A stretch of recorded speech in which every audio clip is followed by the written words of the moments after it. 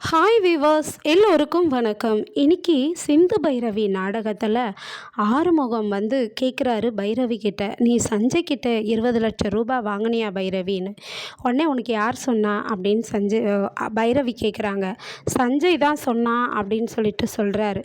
உடனே சஞ்சய்க்கு ஃபோன் பண்ணி கேட்குவோம், என்ன சஞ்சய் நீ ஆறுமுகத்துக்கிட்ட சொன்னியா நான் 20 லட்ச ரூபாய் வாங்கினேன்னு அப்படின்னு கேட்கும்போது சஞ்சய் இல்லவே இல்லைன்னு சொல்லிடுறாரு.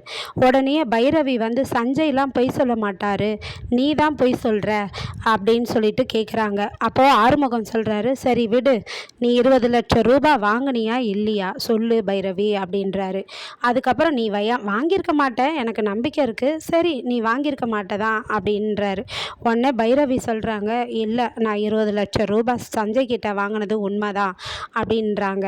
உடனே ஆறுமுகம், என்ன பைரவி, நான் கந்து வட்டிக்காரனுக்கு கொடுக்கறதுக்காக நீ அவங்கிட்டயா 20 லட்சம் ரூபாய் வாங்கின, எதுக்கு நீ வாங்கின, சரி அந்த சமயம் நீ வாங்கிட்ட, அதுக்கப்புறமாவது நீ என்கிட்ட சொல்லியிருக்கலாம்ல, இந்த 20 லட்சம் ரூபாய் நீ வாங்கினதுக்காக அவன் என்னென்னலாம் உன்னை தப்பாக பேசுகிறான் தெரியுமா, உனக்கும் அவனுக்கும் கள்ள தொடர்பு இருக்குன்னு சொல்கிறான் அப்படின்னு சொல்கிறாரு ஆறுமுகம். உடனே பைரவி கோவமாக பலால்னு ஆறுமுகத்தை அரைஞ்சிட்டு, என்ன பேசுகிற நீ தான் இது மாதிரி உள்ளுக்குள்ளே இருக்கிற வக்கரத்தை வச்சுக்கிட்டு இப்படி பேசுகிற, சஞ்சய்லாம் அப்படி பேசவே மாட்டான், உன் மனசில் தான் ஏதோ ஒரு வக்கரம் இருக்குது, அதான் இப்போ கொட்டுற அப்படின்னு சொல்லிட்டு, இங்கே பாரு இனிமேல் நான் உன் கூட வாழவே மாட்டேன், நான் இப்போவே இந்த வீட்டை விட்டு அன்னபூர்ணி அத்தைக்கிட்ட சொல்லிட்டு போயிடுறேன் அப்படின்னு சொல்லிட்டு அன்னபூர்ணி அத்தையை கூட்டிகிட்டு போகிறாங்க. அவங்க சாமி கும்பிட்டு தீப ஆராதனை காட்டும்போது எந்தம்மா விபூதி எடுத்துக்கோன்னு சொல்லி குங்குமம் எடுத்துக்கோன்னு சொல்லி கொடுக்கும்போது பைரவி கோவமாக அந்த தட்டை தள்ளி விட்டுடுறாங்கங்க. தள்ளி விட்டதும் என்ன ஆச்சுன்னா,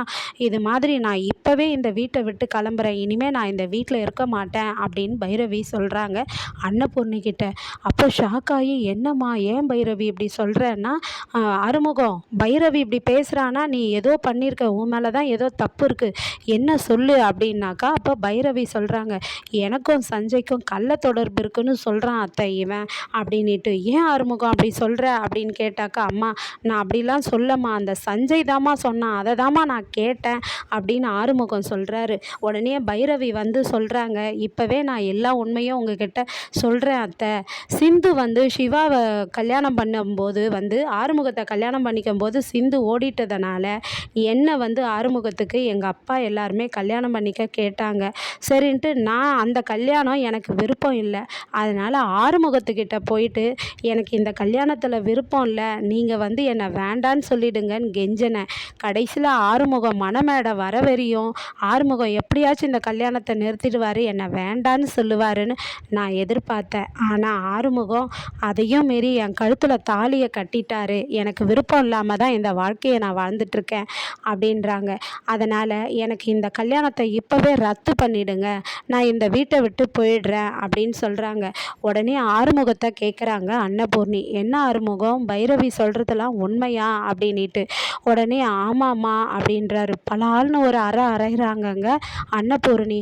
அப்போது ஆறுமுகத்தை பார்த்து சொல்கிறாங்க, சிந்து வந்து பொய் சொல்லி தான் கல்யாணம் பண்ணிக்கிட்டா, ஆனால் சிவா அவள் பொய் சொல்கிறான்னு தெரிஞ்சியும் அவளை வந்து தாலி கட்டி மனைவியாக ஏற்றுக்கிட்டான். ஆனால் நீ வந்து அந்த பொண்ணுக்கு விருப்பம் இல்லைன்னு தெரிஞ்சும் நீ அவள் கழுத்தில் தொட்டு தாலி கட்டியிருக்கியே, அது எவ்வளோ பெரிய தப்பு அப்படின்னு சொல்லிட்டு அடிக்கிறாங்க.